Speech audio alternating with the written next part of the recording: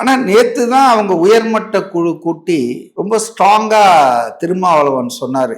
ஒரு பெரிய டிஸ்கஷன்லாம் நடந்த பிறகு இரட்டை இலக்கத்துல வேணும், 2028 மாநிலங்களவையில ஒரு சீட்டு வேணும், இதுதான் எங்க கோரிக்கைன்ற மாதிரி சொல்லியிருந்தாரு. பட் இப்போ மத்தியானம் ஒரு மணிக்கு நான் பார்த்தேன் இணையத்துல செட்டில் நாங்க எந்த அளவுக்கு ட்ரூன்னு தெரியல, பட் 8 தான், இரட்டை இலக்கம் இல்லை. இப்ப திமுக கூட்டணியில இண்டிவிஜுவல்ஸ், இந்த கருணாஸ், தனி அரசு அதை விடுங்க, அதெல்லாம் சில்லறைங்க, எக்ஸ்ட்ரா ஃபிட்டிங்ஸ். மெயினா இருக்கிறது ஒரு கட்சின்னு பார்த்தா இவங்க தான், தேமுதிக.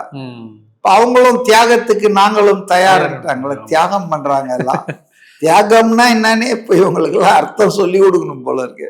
ஸோ அந்த ஒரு கட்சியை தவிர்த்து மற்ற எல்லாம் அநேகமா இவங்க சொன்ன அந்த கட்டளை, அரச கட்டளை ஏற்று கம்யூனிஸ்டுகள், விசிகா எல்லாரும் அநேகமா இவங்க கட்டளையை ஏற்க மறுத்து ரிபல் பண்ணது காங்கிரஸ் தான் போல இருக்கு.